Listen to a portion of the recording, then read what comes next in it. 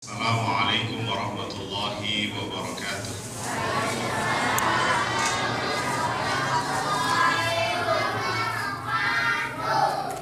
Alhamdulillahi rabbil alamin wal 'aqibatu lil muttaqin wa la 'udwana illa 'alal zalimin. Asyhadu an la ilaha illallah wa asyhadu anna Muhammadan 'abduhu wa rasuluh. Allahumma shalli wa sallim ala sayyidina Muhammadin wa ala alihi wa ashabihi wa ahli baitihi wa qarabatihi wa man da'a bi da'watihi wa istanna bi sunnatihi ila yaumil liqa'i rabbih, amma ba'd. Al-asatidatul afadil, segenap para alim ulama, para umara, bil khusus salam hormat dan takzim saya teruntuk ketua DKM masjidnya belum dinamai atau gimana? Masjid Jami, Masjid Raya, Masjid Agung, Masjid Modern. Maunya masjid apa? Masjid modern. Modern itu harus trilingual. Ada 3 bahasa: bahasa Indonesia, bahasa Arab, bahasa Inggris. Bahasa Arab, sholat kita berbahasa Arab. Bahasa Indonesia, komunikasi kita bahasa Indonesia. Satu yang harus ditekankan, bahasa Inggris. Mudah-mudahan itu tercapai dan terwujud.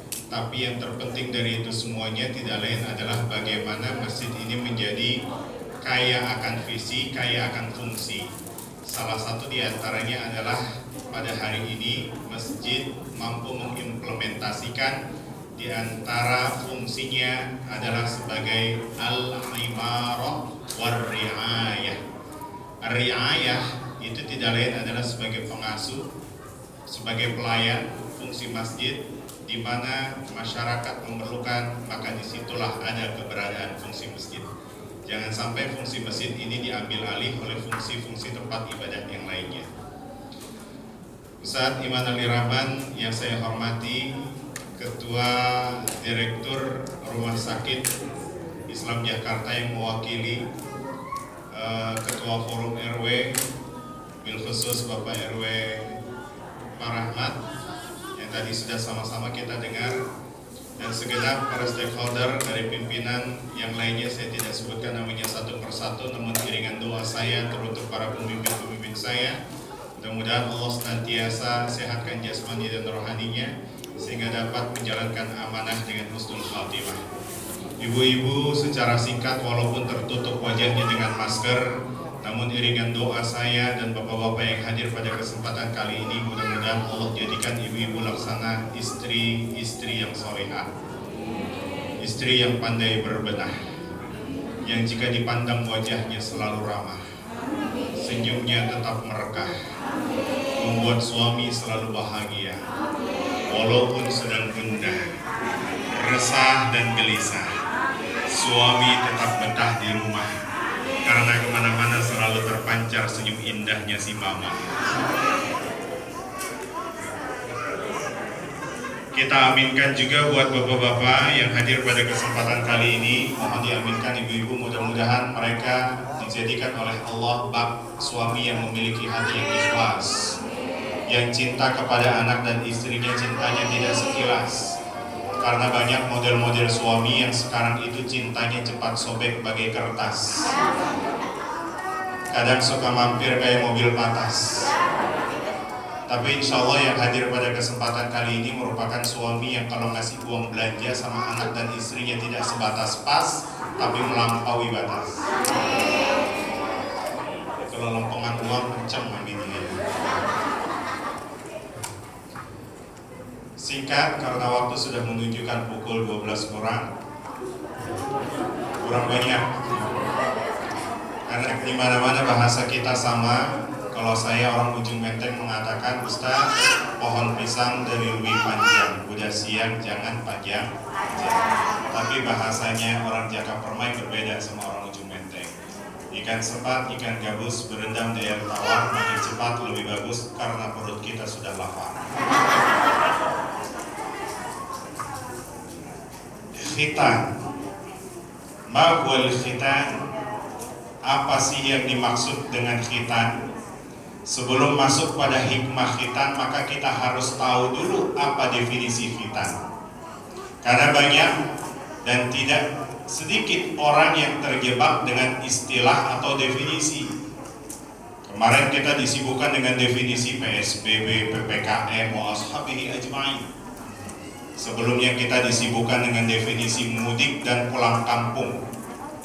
Sekarang kita perhatikan apa itu khitan. Definisinya ternyata kalau kita ambil secara bahasa kita, khitan ya sunat, sunat ya khitan, khitan itu punya perputaran kata definisi khitan sunat, sunat khitan dan sebaliknya. Tapi kalau saya mengutip bahasa hadis yang disampaikan oleh Al-Imam Al-Bukhari wa Muslim, apa yang beliau sampaikan? Ternyata khamsun minal fitrah, satu di antara 5 yang termasuk fitrah itu tidak lain adalah khitan. Maka bahasa agama mengatakan khitan merupakan fitrah, merupakan syariat dari Allah Subhanahu. Maka pantas kalau ternyata anak-anak yang ada di hadapan kita ini, yang mana garansi dari Rasulullah Sallallahu Alaihi Wasallam sudah katakan, kullu mauludin yuladu 'alal fitrah, setiap anak yang lahir itu pasti fitrah. Terlepas orang tuanya track recordnya dia, mohon maaf, tidak beragama Islam, maka tetap dikatakan fitrah. Terlepas orang tuanya ternyata menyembah berhala, maka anak ini maka dikatakan fitrah. Dan kita pun juga dulu terakhir dalam keadaan fitrah. Maka Allah membimbing kita dari kehidupan yang lainnya, dari masa ke masa berikutnya. Maka Allah menginginkan kefitrahan itu setidaknya harus kembali kepada Allah Subhanahu Ta'ala. Maka ditekankan dalam Quran surah ke-30, surah Ar-Rum ayat 30 juga. Fitratallah allati fataran nas, kefitrahan manusia setidaknya harus mengikuti aturan kefitrahan Allah Subhanahu wa Ta'ala. Maka kalau kita belajar sedikit sejarah khitan itu, sedikit kita belajar sejarah dari khitan. Siapa orang pertama yang kali dihitan? Kalau kita lihat dalam Quran surah Al-Baqarah tepat pada ayat 124, wa idzibtala Ibrahima rabbuhu bikalimatin fa'atammahunna. Ayat ini dalam sudut pandang Al-Imam Abul Fida Ismail dalam kitab tafsir beliau, Tafsir Ibnu Katsir, iya, namanya siapa? Ismail. Idzibtala Ibrahim rabbuhu. Ternyata Nabi Ibrahim dalam pandangan tafsirnya Al-Imam Ibnu Katsir dikatakan Nabi Ibrahim itu diuji bikalimatin dengan berbagai macam ujian. Ujiannya menyembelih anaknya, ujiannya hijrah dari Babilonia ke Palestina, dari Palestina kemudian nanti biwadin ghairi zar'in inda baitikal muharram. Ujiannya harus terpisah dengan anaknya. Ujiannya ternyata sampai di usia yang sudah usia lanjut masih juga diuji oleh Allah dengan apa? Waqtatana waliyullah Ibrahim bil qudum. Ternyata Nabi Ibrahim masih diuji di usia 80 tahunnya untuk disyariatkan perintah yang namanya khitan. Tapi di usia kapan? Di usia 80 tahun. Kalau kita hitung-hitungan, usia 80 tahun itu adalah bukan usia muda lagi. Usia yang sudah mendekati senja, yang secara tekstur kulit sudah semakin tebal. Begitu ya dok ya? Tekstur kulit semakin tebal. Kalau di usia 80, maka konsekuensi khitannya bukan menggunakan laser lagi. Khitannya tidak menggunakan alat potong lagi. Tapi ayat itu memberikan informasi Nabi Ibrahim waqtatana bil qudum. Apa itu qudum? Kata qudum itu bisa menunjuk tidak lain adalah ismul alat, yaitu nama alatnya dinamakan dengan qudum. ketika kita cari apa itu kodum, ternyata Nabi Ibrahim dikhitan menggunakan alat berupa jenisnya kampak. Dihitan pakai kampak. Ibu-ibu nggak usah dibayangkan. Yang kedua, kodum itu ternyata bukanlah sebuah alat, tapi itu juga menunjuk kepada ismul makan, yaitu tempat. Jadi ada dua penafsiran dalam hadis ini. Nabi Ibrahim dikhitan bisa menggunakan alat berupa kampak atau di satu tempat yang dinamakan dengan kodum. Inilah ternyata yang kita rasakan bahwa syariat itu pun juga dilestarikan oleh nabi-nabi setelah Nabi Ibrahim, Nabi Ismail alaihissalam, Nabi Ishak alaihissalam, sampai kepada Nabi kita Muhammad sallallahu alaihi. Sebagaimana dalam Quran surah An-Nahl ayat 124-123, Allah memberikan informasi, "Tsumma auhayna", wahai Nabi Muhammad sallallahu alaihi wasallam, "anittabi millata Ibrahim hanifa", ikuti syariat-syariat yang sudah pernah aku berikan kepada Nabi Ibrahim, yang mana mereka menganut agama yang hanif, yang lurus. Ayat ini ternyata Bapak Ibu memberikan pesan bahwa Islam itu sudah dibawa sejak zaman Nabi Adam alaihissalam. Islam itu juga sudah dibawa oleh zamannya Nabi Nuh alaihissalam sampai dengan masa Nabi Muhammad. Maka Islam itu akhirnya disempurnakan oleh Allah Subhanahu wa taala dengan mengatakan, "Al-yauma akmaltu lakum dinakum wa atmamtu ni'mati wa raditu lakumul Islam dinan." Jadi kesempurnaan itu dalam syariat agama salah satu diantaranya adalah khitan. Apa Bu? Bu? Ibu? Alhamdulillah masih hidup. Syariat khitan. Lalu apa hikmah daripada syariat khitan ini? Maka yang pertama tidak lain adalah saya katakan syariat khitan kepada anak-anak muslim dianjurkan, bahkan ini menjadi hukum wajib dalam pandangan jumhur ulama. Bagi laki-laki ini hukumnya wajib.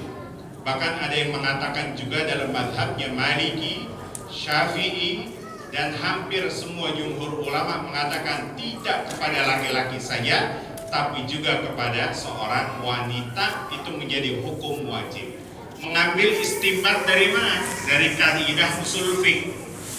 Lil wasail hukmul maqasid. Wasilah itu bisa menjadi hukum ketika ditujukan pada sebuah tujuan. Satu contoh, misalkan Bapak Ibu ingin naik ke atas membenarkan sesuatu, maka caranya untuk naik ke atas itu butuh wasilah. Apa itu? Tangga. Maka yang tadinya jadi wasilah berupa tangga itu menjadi wajib adanya agar bisa naik ke atas. Lil wasail hukmul maqasid. Begitupun sebaliknya, syarat sahnya sholat itu tidak lain adalah terbebas dari segala unsur najis atau an-najasah. Kalau ternyata ada di antara kita yang belum dikhitan, disitulah terkumpulnya beberapa najis-najis, maka konsekuensinya wasilah yang tadi itu maka dijadikan sebagai alat standarisasi hukum wajib agar bisa menjadi sahnya sholat.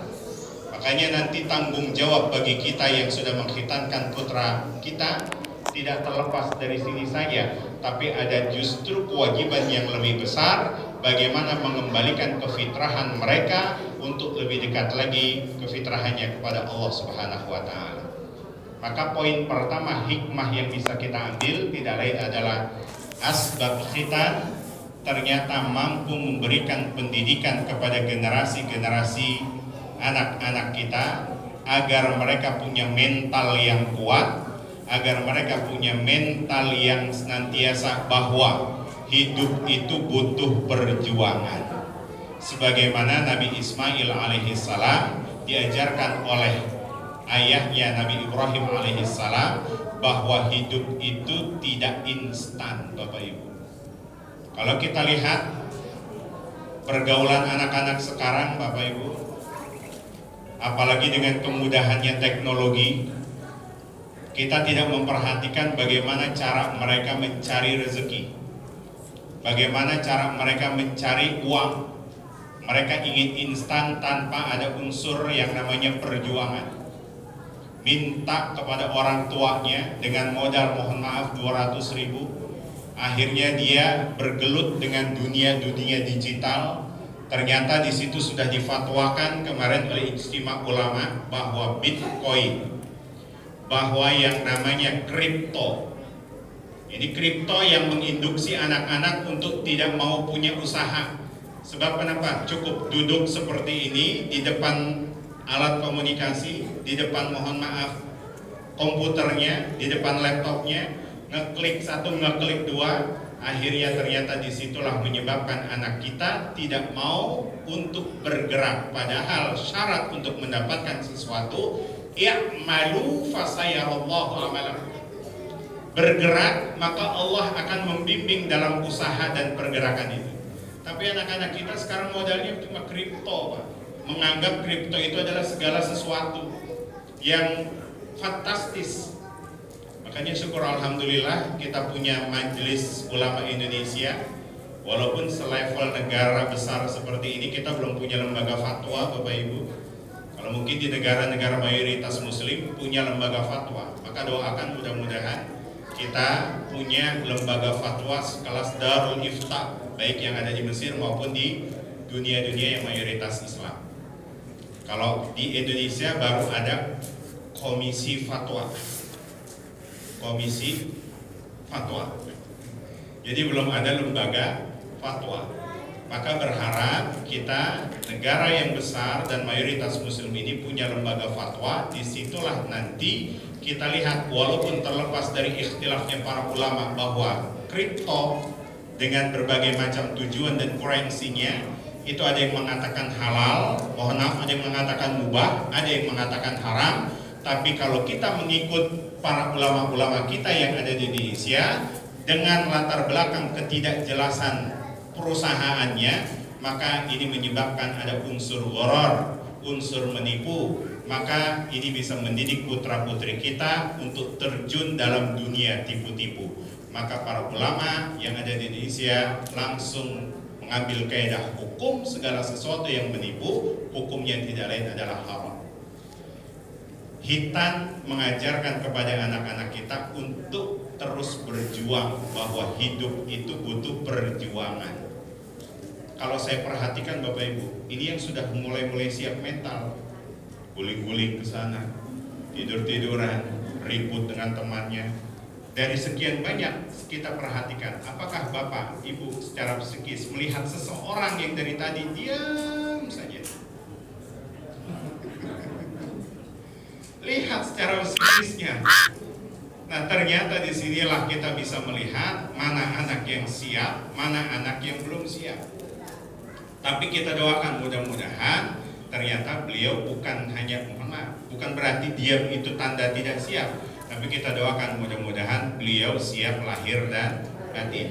Disinilah salah satu tanda bahwa khitan butuh perjuangan. Dan khitan mendidik mental peserta didik kita, anak-anak kita, bahwa hidup itu butuh perjuangan. Yang kedua Bapak Ibu, saya katakan hikmah khitan itu apa saja?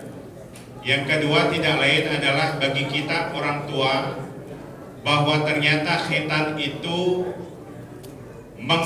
mendahulukan syariat daripada kepentingan pribadi kita. Kalau sudah berbicara masalah syariat, maka kepentingan pribadi kita ini akan ditinggalkan. Kalau melihat ukuran anak-anak yang ada di hadapan kita, rasanya iba perasaan kita. Nah, nanti berceceran darah. Nah, nanti ada rasa sakitnya. Saya yakin tidak ada orang tua yang rela ketika anaknya sakit sementara dia apatis, apalagi dia cuek terhadap anaknya. Ketika dirasakan sakit, maka orang tua mampu merasakan sakitnya. Betul Ibu begitu? Ini ibu yang melahirkan. Coba kita tengok sedikit. Jangankan ibu, kakek saja. Bagaimana kakeknya Nabi Muhammad SAW begitu cinta kepada cucunya. Biasanya kakek atau nenek rasa cintanya melebihi rasa cinta orang tuanya, betul? Maka disinilah kakek yang bisa menghadiri cucunya di hadapan dia. Pak Sam ya, cucunya yang mau disunat. Perasaan beliau ternyata akhirnya bagaimana? Ditinggalkan karena ini merupakan syariat Allah Subhanahu wa taala. Sebagaimana Nabi Ibrahim alaihissalam ketika sudah diperintahkan sebuah syariat, apa anak yang soleh mengatakan? Jika memang ini perintah dari Allah Subhanahu wa taala, if'al ma tu'mar satajiduni insyaallah minas sabirin. Di sini ternyata cikal bakal didikan anak soleh itu bagaimana orang tuanya mampu meninggalkan perasaan dan urusan pribadinya hanya untuk menjalankan syariat Allah Subhanahu wa taala. Maka jaminannya konsekuensi insya Allah Bapak Ibu, selepas dari khitan ini ada hikmah yang mana di setiap syariat itu tidak bisa dipublikasi secara detail, tapi Allah Maha Ghani. Sebagaimana tadi perwakilan di antara jamaah kita mengatakan bahwa infak itu tidak hanya kepada orang-orang, mohon maaf, kotak-kotak masjid, tapi dalam dalil ayatnya itu titik berat infak itu tidak lain adalah fi sabilillah. Dalam urusan infak, dalam urusan hitan, karena hitan ini bukan secara fisik, tapi nanti kita pun juga akan dihitan secara harta, baik dari infak, zakat, dan sedekah. Ini salah satu tanda bukti bahwa khitan mampu mendidik kita selaku orang tua, meninggalkan segala perasaan dan bentuk-bentuk apapun, tujuannya hanya menegakkan syariat Allah Subhanahu wa taala. Yang ketiga, sebagai poin terakhir, khitan ternyata mampu menyelamatkan kita dari segala bentuk penyakit yang ada dalam kuluk daripada kehormatan seorang laki-laki. Bahkan kalau dalam ilmu psikiater mengatakan apa Bapak Ibu? Mungkin ini bapak-bapak yang sudah mengalami. Salah satu di antara kenikmatan seseorang itu ketika kuluknya itu sudah dipotong. Potong apa sunat? Disunat. Sunat apa khitan? Dihitan. Itu salah satu di antaranya. Maka tanyakan kepada bapak-bapak. Salah satu di antara kenikmatan yang tidak ternilai ketika kuluk itu sudah terlepas. Tapi kalau kuluk itu masih ada ulfahnya, konsekuensi disitulah sarana dan bahkan sumber penyakit, yang mana dari situ kita bisa mengajarkan kepada anak-anak bahwa disitulah titik rumahnya. Ibarat kata Bapak Ibu, kalau kita analogikan makan pisang, paling enak Ibu dikupas dulu apa langsung sama kulit-kulitnya? Serakah amat sama kulit-kulitnya rupanya. Makan pisang lebih nikmat itu ternyata ketika dikupas dulu kulitnya. Kalau makan pisang sama kulit-kulitnya serakah. Inilah konsekuensi Islam mengajarkan titik daripada khitan itu ada dalam kenikmatan seorang laki-laki, yang disitulah nanti akan berbuah. Bagaimana Islam mengajarkan kepada kita bahwa semua syariat yang dijalankan semata-mata ini tidak lain hanya untuk ibadah kepada Allah Subhanahu wa taala. Dan yang terakhir tidak lain adalah dari hikmahnya khitan mampu menginduksi anak-anak untuk menjadi orang-orang yang sajid. Makanya selepas nanti ketika anak ini sudah dikhitankan, kita bisa mengajarkan, nah, bahwasanya kondisi kamu sekarang sudah bersih dari istinja, konsekuensinya engkau harus wudu. Selepas wudu engkau harus syukur kepada Allah dengan apa? Wa ma khalaqtul jinna wal ins illa liya'budun. Tidaklah aku ciptakan manusia dan jin kecuali hanya untuk beribadah kepadaku. Konsekuensinya, maka selepas dari khitan ini kembalikan kefitrahan anak-anak untuk terus beribadah, menjadi ahli sujud. Dan kita sudah difasilitasi masjid yang begitu indah, masjid yang begitu megah, dengan permadani yang begitu empuk dan tebal. Bahkan mohon maaf, setiap jendela-jendelanya tertutup rapat sehingga tidak bisa dilihat dari luar. Konsekuensinya, ajak anak-anak untuk mampu memakmurkan masjid, rumah Allah. Disitulah nanti konsep sujud bisa diterapkan kepada mereka. Nah, mungkin ini barangkali yang dapat saya sampaikan, karena tadi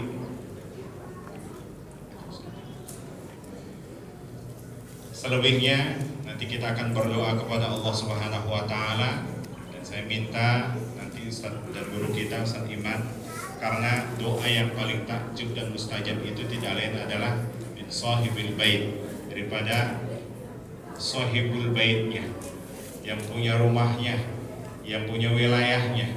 Nah, maka kita doakan juga mudah-mudahan masjid ini bukan hanya kaya akan misi, kaya akan visi, kaya akan fungsi, tapi menjadi sebuah Islamic Center yang mana pusat dari segala peradaban Islam.